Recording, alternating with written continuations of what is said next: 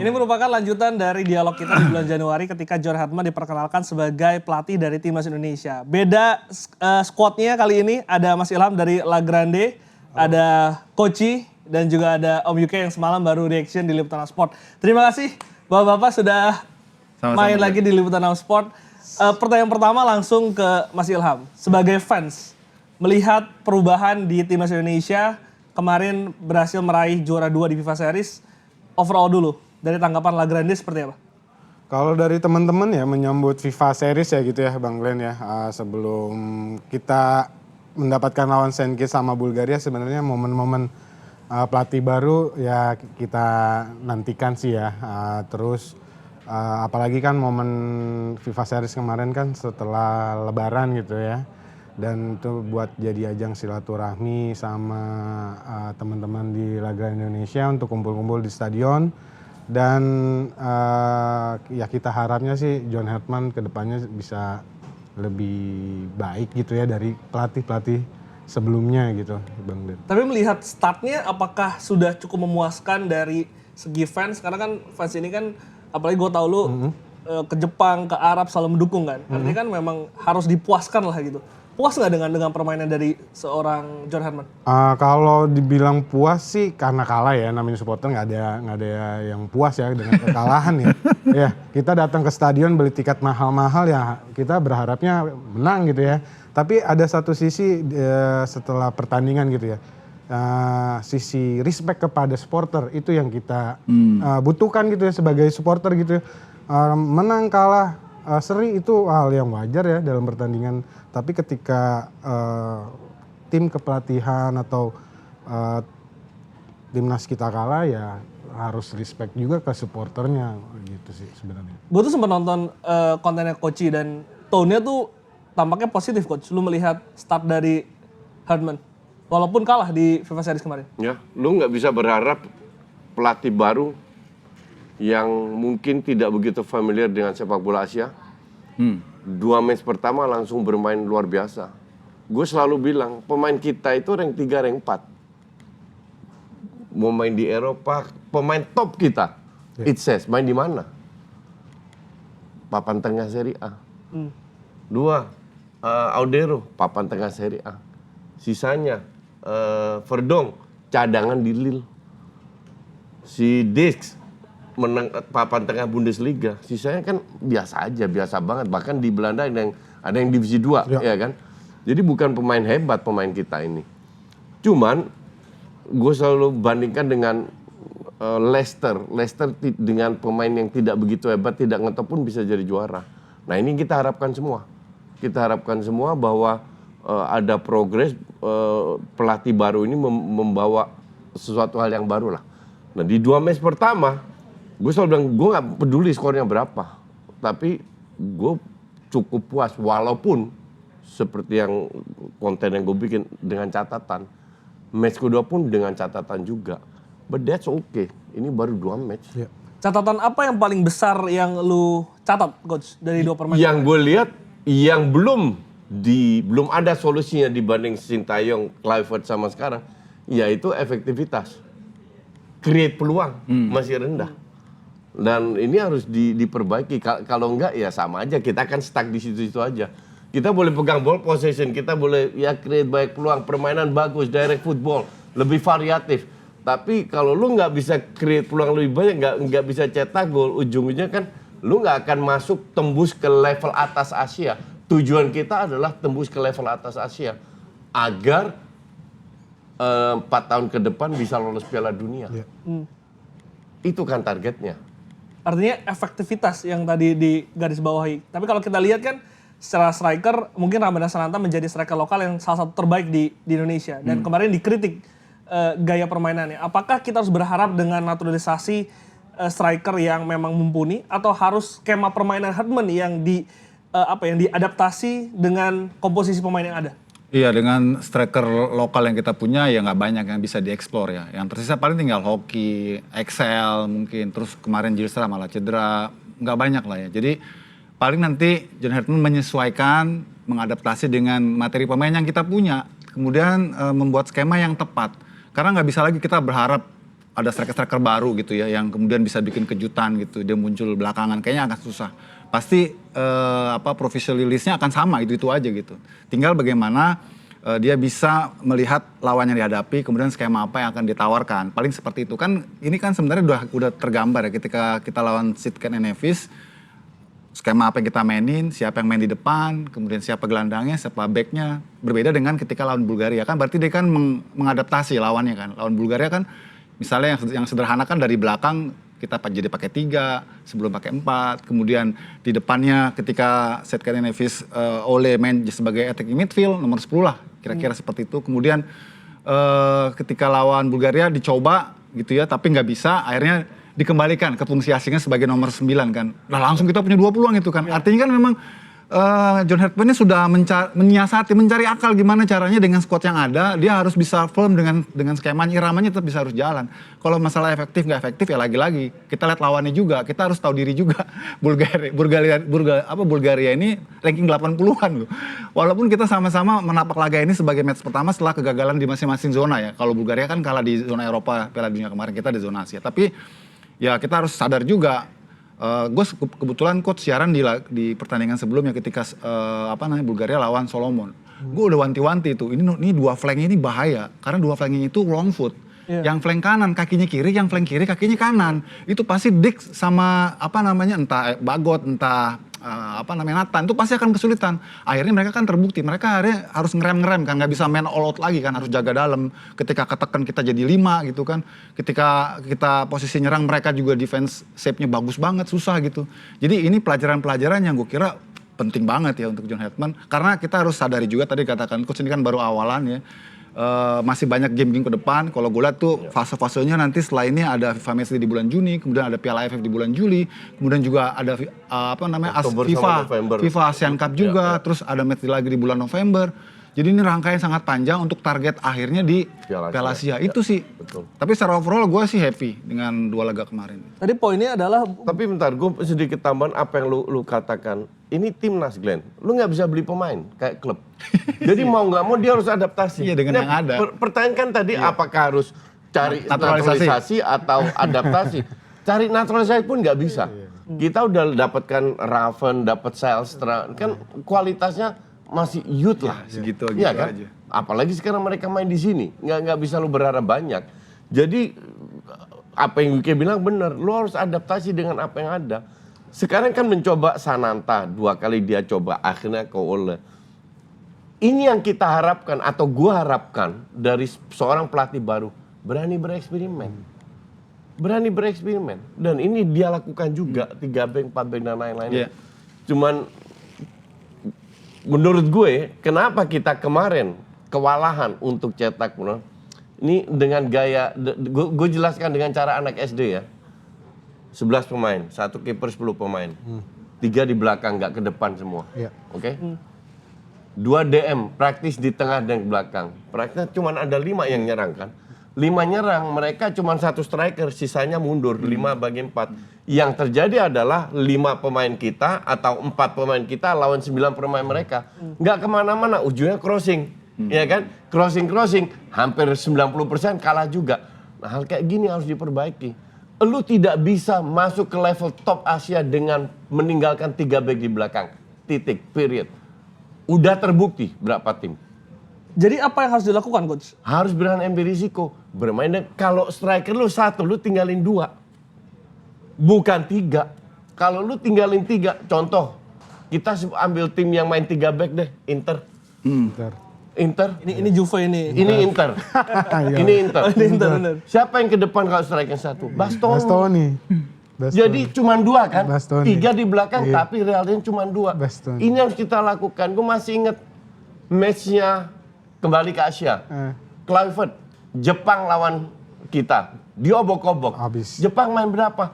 4 back. Dan 2 ini selalu aktif. Selalu punya one match. Sementara kita cuma nunggu. Nah ini yang gue sukanya sama Herdman. Lawan rank 80, kita nyerang. Kita berani pegang bola. Kita berani bermain. Ini sebuah plus point yang sebelumnya gue nggak ngeliat. Walaupun pada akhirnya kemarin kita lihat Bulgaria walaupun menyisakan 1 pemain, tapi ketika mereka menyerang sangat membahayakan gawang kita. Iya. Artinya Kalau lu membiarkan 3 pemain, mending lu antisipasi yang come up, 1 minimal bisa digeser ke depan untuk menutupi. Kan simple, sepak bola itu kan masalah ruang aja. Lu manfaatkan ruang lu seperti apa? Jarak antar pemain, kembali ditopang sama akurasi passing. Akurasi passing kita kan nggak jelek. Nggak lebih jelek dari Bulgaria. Kenapa kita create sedikit peluang? Ya karena pemain kita terlalu sedikit yang nyerang. Berapa kali terjadi bola ke Nathan? Nggak bisa apa-apa. Balik ke belakang. Bola ke Dix, nggak ada yang ngebantu. Balik ke belakang. Kalau lu main 4 back dengan Kelvin atau dengan Tom di depan, Kelvin sama Joey contoh, atau Marcelo di depan, kiri kanan, entah itu Verdong, entah itu Nathan, entah Arhan lah kalau perlu, dengan Kevin Dix bisa overlapping. Kemarin ada overlapping nggak? Kagak ada sama sekali. Jadi Sekali gini, lagi, that's okay. Ini biarinlah pelatih kita bereksperimen. tapi sorry coach. Jadi kalau menurut gue itu juga bukan tanpa alasan. John Hartman sebenarnya mengurangi sedikit komposisi di belakang yang sebelumnya 4 jadi 3. Karena dia juga jaga-jaga juga. Transisinya bahaya. Bahaya, karena dia tahu lawan Betul. itu flanknya itu luar biasa. Gue nggak permasalahkan Iya, juga, terus- biarlah dia bereksperimen. Oke, setuju. Terus yang berikutnya sebenarnya titik sentral kita adalah kreativitas sebetulnya. Iya. Kan belakang kita sebenarnya nggak teruji kemarin, kecuali satu yang bola Nikolov tuh bola dia penetrasi itu aja. Untung bagus kan Emil kan. Tapi selebihnya kita persoalannya di kreativitas. Nah kreativitas itu kita harus sadar juga. Squad kita nggak full tim kemarin. Kan sempat dimention di kesempatan sebelumnya John Hartman bilang jangan lupakan juga kita masih punya Milano Jonathan, kita masih punya Marcelino, kita masih punya Tom Haye juga gitu. Haye. Jadi Iya. kemarin itu belum mempotret squad terbaik kita sebenarnya. Betul. Tapi dengan yang ada saja itu irama dan juga dinamisasi yang dibuat oleh John Hartman itu sudah luar biasa. Sebetulnya ketika John Hartman memasukkan Donitri dan juga Beckham, itu ada sedikit perubahan. Baru ada perubahan. Artinya Setuju. sebenarnya titik poinnya kalau mungkin ini menurut gue ya, kalau 2 anak itu mainin duluan, mungkin ada solusi yang kita punya waktu lebih panjang, punya banyak ruang lagi gitu. Dan dimasuk kemarin kan 10 menit terakhir ya. Itu pun juga udah menunjukkan 15 sama 10 menit. udah menunjukkan kita punya potensi sebenarnya. Artinya dari sini John Hartman pasti sudah mengevaluasi, oh kalau kayak gini gue harusnya begini nih, kalau kayak gini gue harusnya begini. Jadi kemarin tuh dia mainin semua pemainnya kan termasuk Nathan. Ya. Praktis dari 2 matchday ini Sandi cuma doang 2 nggak main. kiper doang yang nggak main. Sandi juga nggak main. Sandi sempat main juga kan Sempat di match pertama main, ya. Cuman 2 cadangan kiper aja kan yang nggak main kan. Selebihnya kan semua main. Artinya kan John Hartman lebih menumpukan kepada dia ingin mengenali semua pemain potensi yang ada. Gue yakin di laga berikutnya pasti akan lebih firm lagi. Mas Ilham sebetulnya siapa sih yang pengen dilihat fans strikernya Indonesia ini selain Ole ya? Kita tahu kan Ole itu kan memang menjadi andalan, tapi kita belum bicara soal kalau dia underperform, belum lagi cedera gitu. Sebenarnya siapa sih yang paling pas untuk bisa setidaknya menandingi seorang Ole? Sebenarnya kalau striker ya, memang kan PR-nya dari timnas kita ya sebelum datang oleh udah bertahun-tahun ya, era-era mungkin Boas Salosa, Bambang Pamungkas, itu generasi-generasi selanjutnya memang belum teruji gitu ya untuk striker. Cuma ketika kita mendapatkan medali SEA Games ya, medali emas di Kamboja ya waktu itu, teman-teman Lagrandi juga datang ke Kamboja. Sananta tuh sebenarnya punya potensi. Iya. Ya gimana dengan umurnya dia waktu mendapatkan medali emas dan datang dari mungkin klub yang belum terlihat ya waktu itu ya Sananta kan dari Kepulauan Rio dulu kan dia dari pas Liga 3 Piala Indonesia ya dia munculnya kan di Piala Indonesia gitu kan ada nama Sananta akhirnya ke PSM ya sempat ya Sempat Persikabo, terus PSM Persis Solo. Iya akhirnya tercium. Nah kalau dari teman-teman sih mungkin Sananta dari postur, dari insting mempunyai potensi lah ya. Cuma ya mesti harus banyak belajar karena kan sekarang juga mainnya di Brunei dan Liga Malaysia juga kan nggak mudah juga ya Bung Yuke. Gitu. Tapi melihat ada beberapa striker juga yang tidak dipanggil kan, seperti mungkin Hoki Caraka di Persita cukup baik sebetulnya bermain, walaupun tidak bermain sebagai striker tunggal. Dan ada juga Rafael Strike mungkin dulu sering dipanggil. Sebetulnya ada nama-nama nggak sih yang menjadi alternatif? Kalau hoki ya, kalau dari teman-teman ya kacamatanya ya, hoki itu bukan tipikal yang striker banget di kotak gitu, yang insting predatornya gitu ya. Dia masih bisa gang lebar, dan kita tahu sendiri ya kalau di posisi-posisi flank gitu agak-agak lebar kan kita udah banyak banget nih stok pemainnya gitu ya.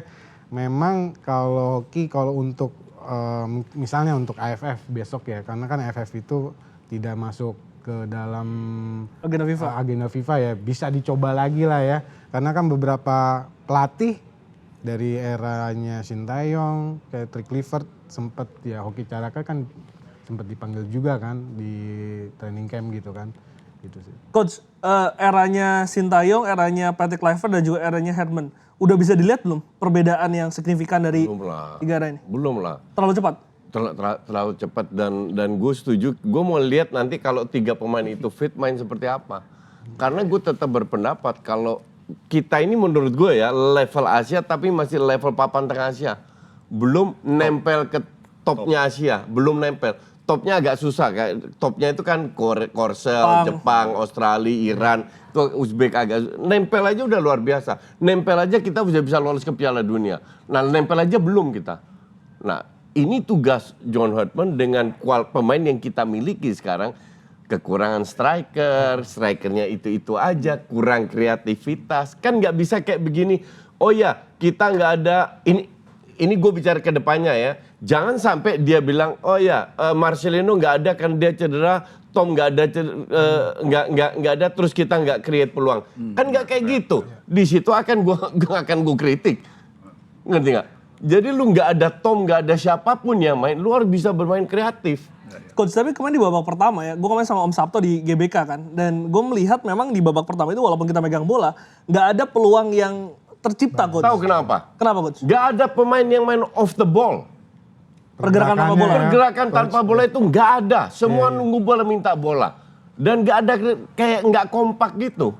Nah, sekali lagi ini gue nggak mau kritik atau karena ini match pertama kedua. Jadi biarinlah, biar John ngelihat sendiri kekurangannya di mana, pelajari. Tapi jangan sampai kita nggak bisa bermain kalau nggak ada pemain kreatif. Liverpool nggak punya nggak punya playmaker kok. Dan kalau lu nggak punya playmaker, don't play dengan playmaker. Madrid playmakernya siapa semenjak Modric nggak ada? Nih, menarik ya juga kan? nih. Menarik. Kata dia nyebut Liverpool ya. Gue jadi bisa membuat summary. Sebenarnya kemarin kita tuh nggak pakai playmaker murni sama. Iya, betul. Kita pakai 2 gelandang pekerja. Iya. Tapi Liverpool itu punya flank-flank yang tajam. Iya, yang berkualitas. Yang bisa create peluang sendiri. Iya. Sebenarnya kita punya pemain itu. Kayak Jakob. Itu bisa. Kasih bola-bola daerah itu bisa. Itu yang gue harapkan. Terus Beckham kemarin. Dengan badannya yang ramping dia nyelip-nyelip. Donitri. Bisa sebenarnya. Gue bikin preview pagi di video gue. Pagi sebelum match. Gue bilang kalau gue ini line up gue itu 4-4-2. Beckham di kiri. Jakob di kanan. Si Jakob di kanan. Kenapa? Karena gak ada playmaker. Iya. Karena dengan di tengah gue bilang Joy sama Verdong. Dan itu jadi karena lu nggak punya playmaker, lu harus punya speed yang bisa dimanfaatkan. Beckham udah membuktikan sehebat-hebatnya Dix, dia nggak punya speed, dia nggak lincah karena terlalu besar, dia lebih ke defender. Nah ini yang gue harapkan, Jakob. Itu udah gue bilang di preview pagi-pagi. Tapi sekali lagi, ini match kedua, biarin dia lah berbuat kesalahan, biarin dia bereksperimen. Dan eksperimennya kemarin sebetulnya memasukkan seorang Ivar Jenner di babak kedua.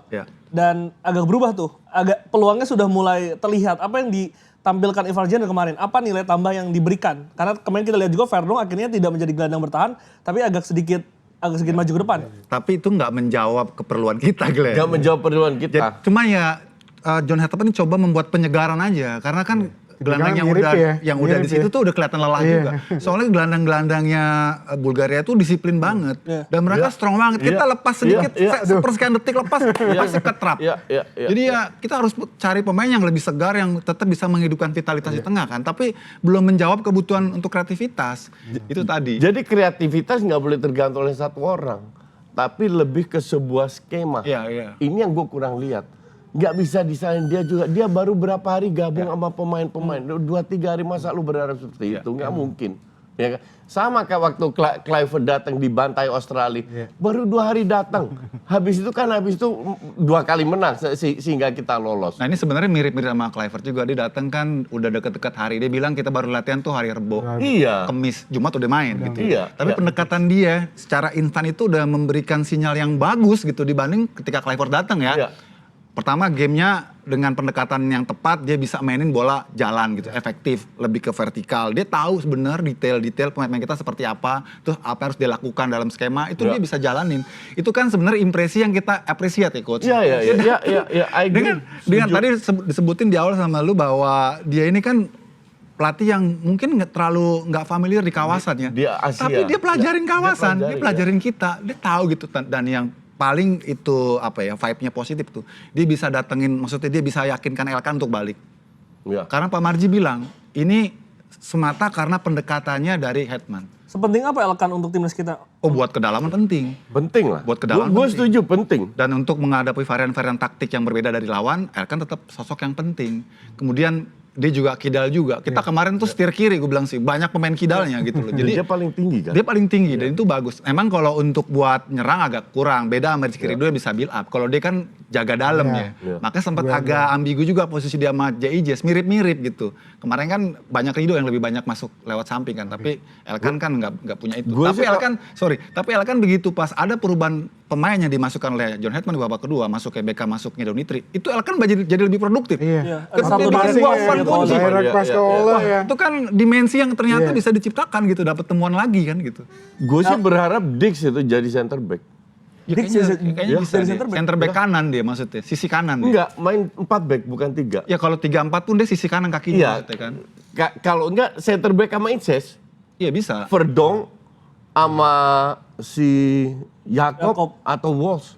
Tapi Yakob secara, tadi kan Om Yuke katakan flanknya Bulgaria sangat luar biasa gitu. Tapi secara defensif kan Dik sama Yakob ya lebih bagusan Dik secara defensif. Secara ya, Om? defensif iya. Kan kekurangan kita kemarin ofensif bukan defensif. Iya. Ya tapi kalau misalkan defensifnya juga sangat penting juga. Karena kemarin kan Betul. Harman katakan 10-15 menit awal menjadi penting di situ. Inilah kembali kenapa gue prefer 4 back daripada 3. Kalau lu back kanan berhadapan dengan winger kiri, center back masih bisa backup. Lu dengan 3 back kena transisi, jarak antar back itu terlalu wide. Ini maksudnya Banyak kesulitan. Tapi bukannya kemarin secara formasi, nggak tahu, Mas Ilham melihatnya kalau misalkan kita kemarin secara Bulgaria itu ofensif, parkir kita main base, my friend. 3-5-2 Om. Tapi ketika kita defensif, kita main 4 back loh Om. Iya karena turun. Iya. Dix-nya. Turun, Dixnya turun. Dix-nya turun, secepat apa dia turun? Transisi kita itu lambat loh. Nggak maksud Transisi coach ini kita gue bisa lambat. pahami. Maksud dia itu kita perlu pakai 4 back karena kita nggak punya playmaker. Nggak punya Jadi kita playmaker. harus ngandelin kecepatan dari sektor flank yang flanknya flank murni gitu. Iya. Biar kita ketika pas transisi defense kita lebih ready dibanding pakai 3 back kita keteteran. Kemarin nggak ada overlapping, nggak ada apa. Mungkin kalau ada Tom Hai mungkin beda. Beda. Beda kan. Tetap kita bisa pakai 3 back juga bisa gitu. Ada banyak sekali skema yang bisa dicoba ketika kedalaman squadnya ada. Tapi menurut lu apa skema yang paling pas untuk timnas kita? Kalau full team. skema ya, Kalau full team. Full team kalau 3-5-2 juga bisa. Tapi kalau sekarang sih pemain seringnya kan pakai 3 back gitu ya. Di liga juga kan kayak misalnya Rizky Ridho gitu kan. Di liga juga seringnya pakai back 3. JJS di Sassuolo juga biasanya pakai 4 back sekarang. 4 back ya. Rata-rata yang di luar 4 back semua. 4 back. Kevin Kecuali Dix. Dix. Iya, Dix Kecuali di- Dix. Yang lain Verdong segala itu Hübner, Nathan 4 back semua. Tapi kalau pakemnya ngelihat ya kalau teman-teman ya dari aku juga kayak 3-5-2, 4-4-2 itu kan lebih dinamis ya. Iya. Jadi kita nggak ada. Ya kita jangan sampai terjebak Nggak ke terlalu- diskusi Iya, 3 iya. atau 4 Iya, back ya. iya. Makanya tadi gue katakan kan sebetulnya ada banyak skema yang bisa Iya, dicoba iya, ketika adaptasi pemain dilakukan di dalam lapangan Tapi gitu kan. kalau untuk misalnya untuk menyerang gitu ya, kalau kita mau pakai flank ya mungkin bisa coba Yakob gitu ya. Karena Yakob kita belajar juga kemarin kan di jeda ya, Yakob agak turun ke belakang hasilnya juga kan kurang Berat memuaskan dia, kan ya. iya. Juga Karena Ya sisi kan? ofensif dia. Itu ya kan. Iya. Jadi Hartman juga mungkin besok next di bulan Juni dan AFF dan selanjutnya juga harus tahu juga tuh momen gimana kita mau dari awal tuh kita mau ngegas atau mau bertahan. Jadi dia harus tahu pola-polanya gitu. Sebenarnya tergantung pemain yang mana yang fit.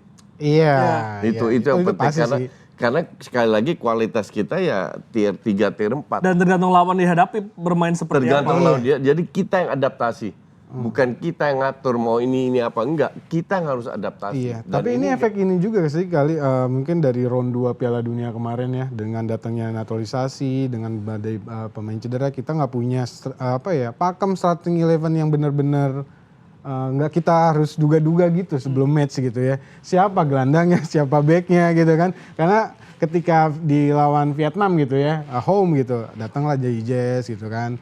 Away ke Hanoi, Ragnar gitu kan. Terus ketika di round 3 kita bisa mulai Australia datang siapa lagi, di round 3 datang siapa lagi. Jadi Setiap round datang baru. iya, inilah jadi mungkin Jadi belum baku ya. belum bagus karena teman-teman supporter juga ngeliat juga kan di sosial media semua di YouTube segala macam. Siapa harus bertanya-tanya semua siapa starting 11 yang sebenarnya tuh dulu kita nggak pernah bertanya tuh siapa striker kita, pasti Bambang Pamungkas, flank kita pasti Boas Salosa, back tengah kita Karis Yulianto, Firmansyah, kayak gitu-gitu ya, kiper kita ya Hendro Kartiko gitu kan.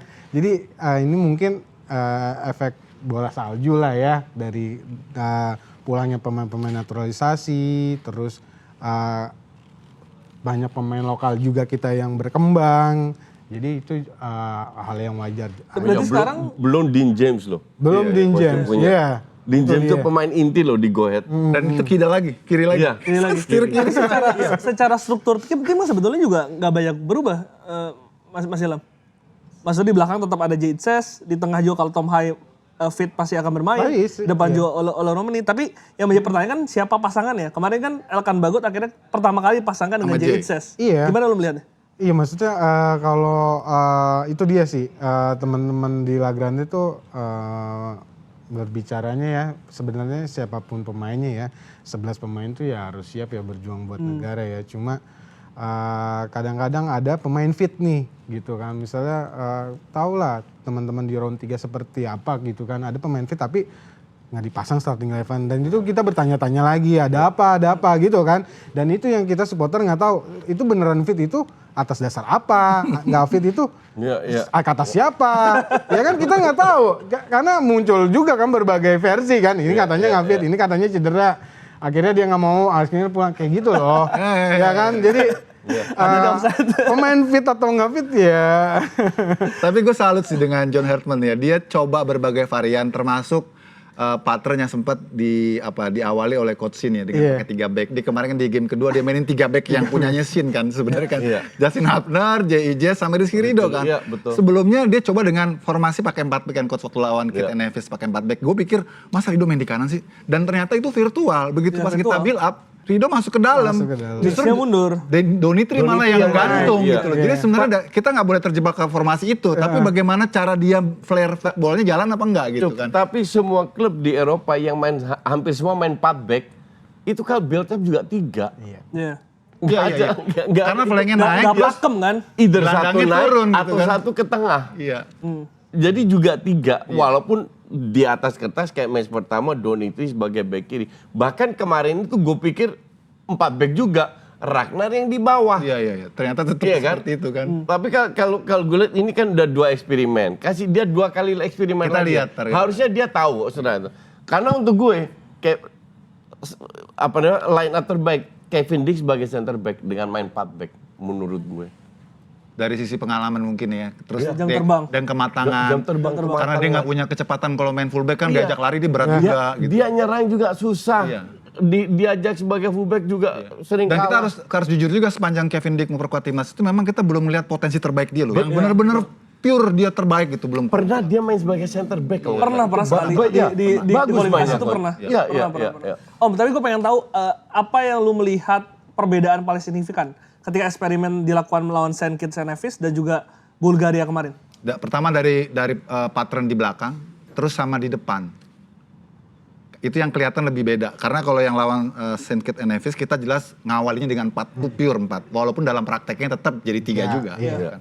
Nah ketika lawan Bulgaria itu jelas kita dari awalnya pakai 3 itu udah fix. Dengan mengandalkan Dix di kanan dan Nathan di kiri gitu kan. Untuk sebagai gelandang sayap gitu ya. Tapi nggak jalan gitu ya. Cuman itu kan dua pattern yang dicoba oleh John Hetman. Kemudian yang masalahnya kan bukan di situ ternyata. Masalahnya kita nggak punya kreativitas gitu loh. Sebetulnya kalau kemarin kita lawan Saint Kitts and Nevis bisa dapat gol-gol yang dari kreativitasnya Ole, itu lebih ke skillnya Ole sebenarnya. Yang bisa dimanfaatkan, dimaksimalkan, ditemukan oleh John Hetman. Ternyata dia bisa main sebagai nomor 10. Walaupun lawan Bulgaria tidak efektif. Nah lawan Bulgaria nggak bisa. Nggak bisa, Tapi dia coba kan. Soalnya gue mudah-mudahan ini bukan karena John Hetman agak terbawa oleh kritikan netizen terhadap Ramadan ya, sehingga dikasih kesempatan lagi Ramadan. Semoga memang udah disiapin. Semoga ya. Karena soalnya dari game pertama menurut gue udah cukup untuk lihat potensi terbaik Ramadan saat di game pertama yang kayaknya di game kedua terlalu nggak perlu gitu loh. Balikin lagi aja Ole ke posisi itu gitu loh kan. Terus masukin ya ini kan kita menganalisa ya setelah kejadian ya. Tapi kan dari yang kemarin kita udah bisa dapat summary kan, oh ternyata kayaknya seperti ini lebih cocok nih gitu ya. Kalau mungkin ya kalau di lawan Bulgaria itu awalnya itu Ole udah main jadi nomor 9, terus misalnya kita langsung masang pemain cepat ya, Yakob di kiri ataupun Beckham di kanan, pokoknya duanya pemain cepat gitu. Barangkali itu penyerang-penyerang Bulgaria itu akan terikat juga, nggak gampang mereka naik turun juga flanknya. Karena kita juga akan challenge dengan kita punya sayap yang cepat. Ya ini kan hipotesa kita setelah pertandingannya. Tapi yang kelihatan kemarin tuh persoalannya di situ sebenarnya. Sehingga kita deadlock di situ. Karena kita mainnya square pass doang kan. Begitu ke depan, Ole sendirian di situ. Atau Ramadan sendirian di situ. Karena terlalu banyak pemain di belakang juga. Kita main terlalu aman. Nggak berani menempatkan 7-8 pemain di depan bola. Yang ada cuma 4-5 pemain di depan bola. Sehingga semua di belakang nggak terlibat. Ujungnya back pass. Muter-muter. Tapi secara apa yang dijanjikan oleh Hetman kemarin di konferensi pers sebelum pertandingan pertama kan dia bilang menjanjikan permainan lebih direct, Coach. Melihat nggak? Lawan Saint Kitts iya. Lawan Bulgaria nggak. Nggak kelihatan. Ikan beda lawan juga. Beda kualitas. Karena itu Dan sekali lagi semoga John Hetman sadar bahwa tugasnya adalah membawa kita ke Piala Dunia. Setuju? Iya, setuju. Itu disampaikan Itu yang kita sampaikan ke Sekali John lagi, Hetman iya. ke Tribun Utara kemarin, Coach. 4 tahun ke depan, fine, kita kasih 4 tahun. Yes. Dimulai dengan Piala Asia 2 tahun depan. Tapi kalau lu main kayak begini kan nggak bisa. Jadi lu harus bisa mengangkat level lu benar-benar ke level yang ikut Piala Dunia. Yaitu levelnya di luar top Asia tadi yang kita sebut, yang nempel ke top Asia. Dan lu nggak bisa main 3 back kayak gitu, meninggalkan 3 back di belakang. You cannot. Karena menyerang lu akan lebih lemah. Coach, tapi lu melihat nggak potensi kita untuk bisa ke sana, ke level sana masih ada nggak? Ada banget. Dan gue merasa John Hetman semoga adalah orang yang cocok. Ada yang orang yang cocok. Contoh, pemain kayak Donitri semoga berkembang terus. Beckham juga. Beckham berkembang terus. Dan ada Detan. PSM berkembang terus. Di situ kan kita mendapatkan amunisi lagi, nggak terlalu tergantung sama naturalisasi. Dan ingat ya, John Hetman itu juga pelatih U23 loh. Iya. Jadi dia bukan cuma senior, tapi dia juga mikirin proyeksi buat U23. Jadi gimana cara dia nyiapin pemain U23 yang lebih siap nantinya pada saat eventnya usia itu, ya dia promosiin ini pemain-pemain ini. Dan menurut gue ini udah kelihatan gitu loh. Asian Games ya. Iya, Asian Games, SEA Games itu kan U23 gitu. Om, kalau misalnya kita nonton Super League kan kita selalu melihat Bojan Hodak melakukan perubahan di babak kedua dan berubah. Dan kemarin salah satu kelebihan yang mungkin bisa kita apresiasi adalah perubahan permainan ketika ada pergantian pemain. Karena pergantian pemainnya itu ada purpose, ada hal yang diubah, ada tujuan. Lu melihat itu kemarin dilakukan oleh Hetman? Sayangnya memang waktunya sedikit gitu ya. Terlambat. Terutama gue sorotin pergantian untuk sektor kreativitas, untuk sektor depan ya. Dengan masuknya Donitri, masuknya Beckham itu kelihatan. Cuman waktu mereka terlalu sedikit. Tapi it's okay, lagi-lagi memang ya kita kan kasih kesempatan buat John Hetman untuk mengeksplorasi semua yang dia coba gitu. Tapi kalau feeling gue kemarin kalau 2 anak itu dimainin lebih dulu aja atau tambah lagi Yakob aja mungkin dimensinya beda gitu loh. Dan kita mungkin bisa lebih agak berani main bola-bola daerah, bola-bola terupas, bola-bola masuk. Karena mereka tuh badannya kan besar-besar. Balik badannya kan ada momen video yang si Donitri nyelip kan. Tabrakan ya. Loh, berarti kita bisa nih kalau main kayak begini kan masuk-masuk. Karena kemarin itu ketika kita sudah deadlock, kita tuh minim kreativitasnya apa coach yang paling kelihatan. Kita nggak ada pemain yang nerobos. Nggak ada pemain yang berani aksi individu masuk. Kedua, nggak ada tembakan-tembakan dari lokal Dari lini kedua nggak ada. Betul. Geser-geser mulai ya. Betul.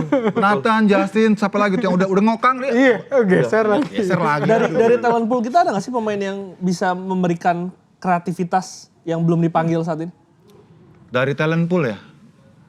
Nggak ada lagi sih menurut gue sih. Yang paling yang terbaik ya ini yang terbaik.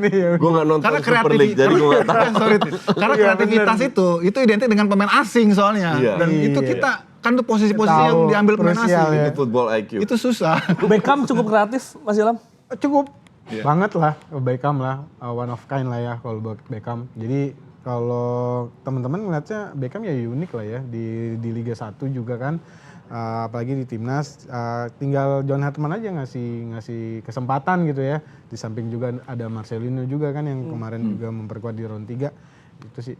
Coach, lu kan nggak nonton Super League ya, tapi lu kemarin di konten lu memuji seorang Beckham Putra. Apa yang lu lihat dari Kan seorang Beckham? gue puji yang dari apa yang gue tonton. Betul. Yaitu di timnas. Insting nyali. Nyali sih. Itu nyali itu berdasarkan dari apa? Mental. Nyali sih. Kalau mental lu tempe, nggak mungkin lu punya nyali kayak begitu. Dan bagusnya memang sistem yang diterapkan lawan Saint Kitts itu kan apa yang diinginkan oleh John Hartman berhasil, ya kan? Ini kalau agak tajam dikit kan bisa 7-0 kemarin, oke? Tapi kan eksekusi itu yang penting. Pemain pahami apa yang dia inginkan dan dilakukan. Dan Beckham gue lihat dibanding sebelumnya itu Beckham berkembang. Ya. Justru gue ngikutin Donitri itu di timnas dari U19 sampai ke SEA Games, gue pantau terus ini anak. Ya, ya. Kecuali di Persija gue nggak nonton. Tapi selama di timnas di beberapa itu gue tonton. Jadi gue tahu ini pemain memang punya potensi yang bagus. Walaupun di bawah SEA Games ancur-ancuran kan, yang di bawah Van den Breggen itu kan dia main juga, Main. ya kan, ancur juga. Tapi at least dia bisa berkembang. Verdong katakan Donitri sangat layak untuk bermain di Eropa. Ya, itu kan sebenarnya dikatakan juga apa JIJ untuk Rizky Ridho sebelumnya kan. Jadi sebenarnya pemain kita itu memang punya potensi itu gitu. Ya. Tapi kenapa kita tidak bisa ke sana, Om? Ya, banyak aspeknya lah. Kan, Banyak aspeknya. Kan kalau pemain non Euro ke sana gaji lu mesti non-EU. lebih gede, mampu nggak? Gaji ini gue kasih tahu, gaji lu 560.000 euro per tahun, which is sekitar 1 M sebulan. Iya. 12, itulah kenapa ya kalian mungkin belum tahu Dean James itu nggak boleh latihan sekarang. Oh, Oh terbaru gitu coach ya? Terbaru tuh Dean James bener-bener nggak boleh latihan karena Go Ahead Eagles takut dapat denda. Sekarang semua orang udah tahu bahwa dia nggak punya izin kerja.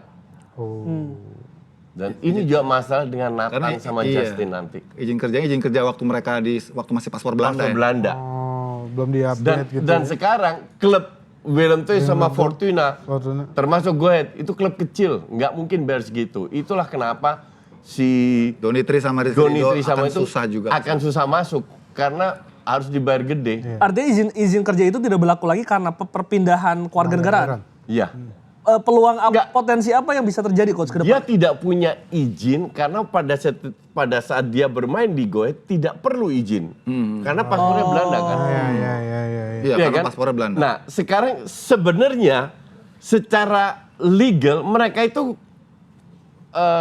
bekerja bermain tanpa izin kerja. Kagak ada yang tahu.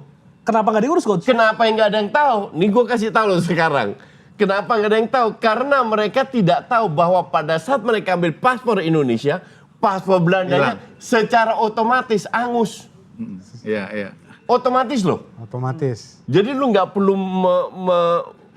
membalikkan paspor Belanda, secara otomatis angus. Mereka tidak tahu, termasuk Dean James, termasuk yang lain-lain. Semoga ini nggak Ini efeknya. kedepannya jadi masalah. Gue udah 2 video bikin ini karena gue pantau. Ini akhirnya gimana coach? Ke depannya apakah mereka bisa mengurus izin dengan membayar misalkan sejumlah Bisa uang? kalau yang contoh satu lagi pemain kita yang ada izinnya dan itu Martin Pas. Karena dia memang datang udah paspor Indonesia. Dia pindah ke Ajax. Jadi waktu dia pindah ke paspor Indonesia diminta izin dan Ajax bisa bayar 600.000. Kecil ya buat Ajax bayar lah ya. izinnya itu Bayar, bukan oleh bayar klub. izin, bukan bayar gaji. Oh, bayar gajinya Iya, itu. sebagai non EU. Minimal 600.000. Minimal 600.000 setahun. Kalau Martin Paes oke lah, kiper nomor 1 di Ajax berani lah. Tapi kalau Donitri sama Beckham misalnya gitu. Iya. Secara kualitas Kan dia kan masih klub-klub kecil. Gak usah Donitri. Nathan, Justin, Aja sama susah ya. Dean James, gajinya di bawah itu. Jadi ya kan sekarang kalau nggak salah masih dipelajari sama Kejaksaan Belanda ya untuk cari terobosan hukumnya kan. Karena dipelajari, mereka sementara nggak boleh main. Untuk menghindari terjadinya Bahkan polemik. ada salah satu solusi adalah itu kembali ke KNVB. KNVB bilang ke pemerintah Belanda, kita kerjasama dengan PSSI, jadi semua pemain, tidak hanya dari Indonesia, tapi juga Indonesia dan Suriname, yang bermain sini pakai, walaupun mereka paspor Indonesia, tapi kita anggap setara dengan orang Belanda. Oh, Karena Ada Itu Suriname bisa pengecualian. dilakukan. Ini salah satu opsi. Opsi. Karena yang jadi masalah bukan hanya Indonesia, Suriname juga jadi masalah. Dan ini bukan soal sepak bola aja, tapi di luar. Ini administrasi berarti kan? Administrasi Ini negara. administrasi, ini pure izin kerja. Oke. Om Yuke, menarik tadi soal Beckham dan juga Donitri. Kita tahu kan talent kita tuh lu kan pelaku ini ya, pelaku Youth development. youth development lah. Banyak pemain muda kita yang menjanjikan, tapi pada saat di peaknya itu akhirnya turun Om. Apa yang harus dilakukan oleh Hartman dalam menangani, mengelola talent-talent seperti Beckham dan juga Donitri agar bisa menjadi fondasi timnas ke depan? Ya sebenarnya John Hartman nggak bisa terlalu banyak ya untuk bisa masuk ke situ karena itu wilayahnya klub, wilayahnya akademi gitu ya kalau di grassroots. Itulah dari instrumen itulah yang harus disentuh oleh federasi, dibuatin modul yang tepat bagaimana untuk membuat pembinaan yang bisa menjamin paling tidak potensi-potensi seperti mereka di saat usia muda untuk terus bisa keep it up gitu ya. Nah itu yang menjadi PR sebenarnya. Tapi sesungguh-sungguhnya kalau gue lebih fokus, lebih concern bagaimana menciptakan kompetisi sebanyak mungkin di usia mereka. Karena mereka ini kan sepertinya dipaksakan naik ke senior dengan adanya aturan regulasi pemain U23 kan. Kewajiban main di U23, kewajiban memainkan pemain U23 di level senior. Sebenarnya kalau untuk level Liga 1 itu nggak boleh lagi ada aturan regulasi seperti itu. Yang main di Liga 1 adalah pemain yang semua harus siap. Nggak perlu harus diwajibin umur lu harus ada pemain.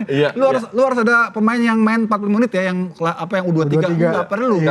Kalau nggak Lamine Yamal nggak akan main-main. Iya, kalau memang dia layak, dia pantas, ya dia biar aja secara alami. Nah maksud gua, If you're good enough, you're old enough. jadi maksudnya gini, sebaiknya federasi itu menciptakan satu layer lagi pembinaan kompetisi untuk, katakan sekarang ada EPA kan, EPA 16, 18, 20. Harusnya ada U23 atau U22. Karena timnas U23 itu banyak. Ada SEA Games, ada Asian Games, ada Piala Asia U23. Yang itu setiap tahun itu ada. Kalau itu gue kurang setuju. Karena lu udah umur 21, 22, 23 itu udah senior. Nah gini maksud gua, jadi yang tidak mengorbit dan tidak promosi secara kualitas ke Liga 1, ya sudah biarkan aja. Biar mereka dikumpulin dalam satu kompetisi tersendiri. Tapi kalau memang dia layak, ya dia langsung naik. Tapi maksud gua Liga 1-nya jangan membuat aturan batasan harus dimainkan gitu loh. Tapi kan banyak kalau misalnya dibuang, ini sisanya karena kita gapnya dari 20 ke 10 Gue kan. sih nggak ngelihat di situ. Jujur ya, gue ngelihatnya terlalu banyak pemain luar. Ya itu juga bisa. Untuk gue itu terlalu banyak pemain luar. Coach, tapi kan di liga-liga Eropa pun juga tidak ada batasannya sebetulnya. Liga Eropa levelnya pemain luar, level lokal sama my friend. Oh, jadi lu pikir harus ada proteksi pemain lokal kita? Absolutely. Sama kayak EU non EU. Apa tujuan EU dan non EU? Kan proteksi pemain Eropa. Kenapa kita nggak proteksi pemain kita? Setuju Mas Ilham? Harus ada proteksi dari pemain Kan lokal kalau kita? di luar kan ada Liga Reserve juga coach. Maksud gue itu loh. Iya. Kita kan nggak ada. Ya Liga Reserve itu kan bisa. U21 ke bawah. Iya, itu dia maksud gue. setuju banget lah kalau buat proteksi gitu ya. Tapi di satu sisi mungkin kalau di liga kan semakin banyaknya pemain asing, apalagi pemain asing yang dari dulu ya, nggak cuman sekarang datang ke Indonesia kan menepati posisi-posisi kunci lah ya, misalnya kayak striker, gelandang gitu kan. Jadi kalau bisa kuota itu mungkin lebih dikurangin lah, dan jam terbang. Saya setuju banget sih sama Bang Yuke. Dihilangkan, kalau bisa bikin kayak di liga. Ya. Coach Jason nih. Kalau coach kayak Liga Inggris kan punya kayak U23-nya kan. Iya betul. Itali Primaveranya. Kalau di Eropa gitu kan. itu kan Liga Reserve itu kan 21 ke bawah coach ya. Kita tuh kalau 21 ke bawah itu masih nanggung menurut gua. Ingat, kita tuh usianya kalau Indonesia tuh ya usia kelihatan dewasa, tapi sebenarnya belum seperti Eropa gitu. Maksudnya usia di kita tuh baru angka-angka aja. Iya. 23 tuh masih, kalau buat kita tuh masih belum seperti 21-nya Eropa. Gitu. Kematangan bermainnya beda dengan angka. Sebenarnya lu nggak bisa merubah sih, lu harus justru rubah anaknya. Iya. Harus dibikin lebih matang, lebih dewasa, kasih tanggung jawab. Gue lakukan dengan 8 pemain gue ke Portugal kok. iya. Cepet dewasa mereka sekarang. Iya, kan Padahal masih bocah-bocah loh sebenarnya. itu akan diuji oleh kompetisinya juga kan. Iya, Apa mereka bisa develop di kompetisinya. Ya, jam terbang Jam berakhir. terbang kita. Nah, tadi gue balik lagi, maksud gue jangan lagi dengan apalagi arus pemain asing yang boleh dibilang quote on quote bebas. Iya. Bahkan lu rosternya boleh 11. Nah. Terus lu kasih kewajiban harus pemain U23 harus main. Janganlah kewajiban itu Gini, gue diterapkan. kan nggak ngikutin liga lokal sama sekali, oke? Sekarang gue tanya, pertanyaan very simple. 10 tahun terakhir, dengan begitu banyak pemain luar, apakah pemain luar ini mengangkat liga kita? Secara di Asia sih mengangkat ya. Karena kita lihat sekarang kompetitif Persib di My Asia. friend, baru aja kita itu di bawah Kamboja ngangkat dari mana lu? Sebenarnya kan secara apa ya? Secara kualitas pemain asingnya sebetulnya yang menjadi penting, bukan kuantitinya. Artinya harus ada yang dirubah dong. Kalau lu dengan 11 pemain aja nggak begitu bisa ngangkat, harusnya kalau dengan 11 pemain lu main di Eropa, Champions League Eropa sama tim Malay apa tuh namanya? Identity. Johor.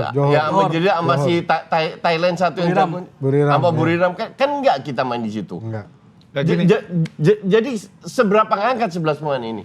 sebenarnya kan 11 pemain itu kan baru sekarang, baru musim ini coach. Sebelumnya Sebelumnya kan belum. 8. Baru musim ini. Sebelumnya itu 5 plus 5 plus 1. Iya kan? Sempat Even 5+1 itu kita waktu 5+1 kita kan di bawah Kamboja liga kita. Iya, makanya sekarang Itu kan parah banget. maka sekarang dicoba Iya kayak kan? gitu.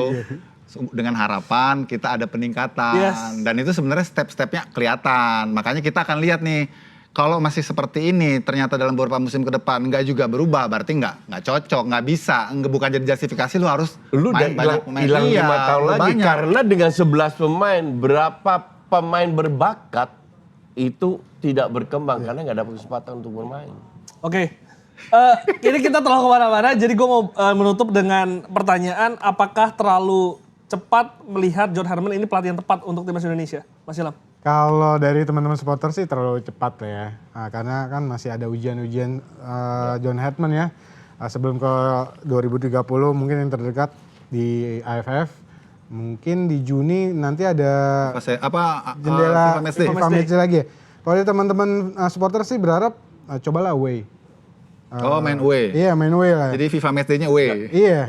Gue kasih lo alasan kenapa jarang away. Jadi gue lontarkan hal yang sama. Iya. Kita harus main keluar karena away biar untuk mentalnya. Alasan kalau kita main di kandang kita dapat uang. Iya. Dan uangnya itu gede. Itu sampai 20-30 M untungnya. Dan realistis saja kita butuh uang juga. Buat ngelola timnas ini. Bukan hanya senior. Operasional. Iya Bukan tapi kan tapi yang lain juga. Iya. Jadi dilema. dilema sih Gue coach. paham dan gue setuju bahwa kita harus main di luar. Cuman di sisi lain PSSI butuh duit juga gitu loh. Butuh duit tapi ya sebenarnya ini juga sih. Sekali-sekali lah. Sekali-sekali lah ya. Jangan, nggak supporter juga mau jalan-jalan ya coach. Supporter juga mau jalan-jalan gitu ya. Nggak ribet masalah tiket gitu ya. Kan enak loh nonton. Solusinya sekali-sekali. Iya, di luar negeri tiketnya lebih murah gitu ya kan. Tapi kesannya mahal. Iya kesannya mahal, suka Tapi jalan-jalan gimana? gitu ya. Terlalu cepat gak melihat Herman ini sebagai pelatih yang tepat? Kalau gue sih lihat awalnya udah bagus, Iya. terus intuisi gue mengatakan ini pelatih yang cocok. Karena dia dengan 2 game awal ini dia udah buat banyak skema, banyak pattern, dia coba semua pemain, kelihatan feelingnya tuh kayaknya ini bakal lebih bagus gitu ya. Gue bacanya gitu sih.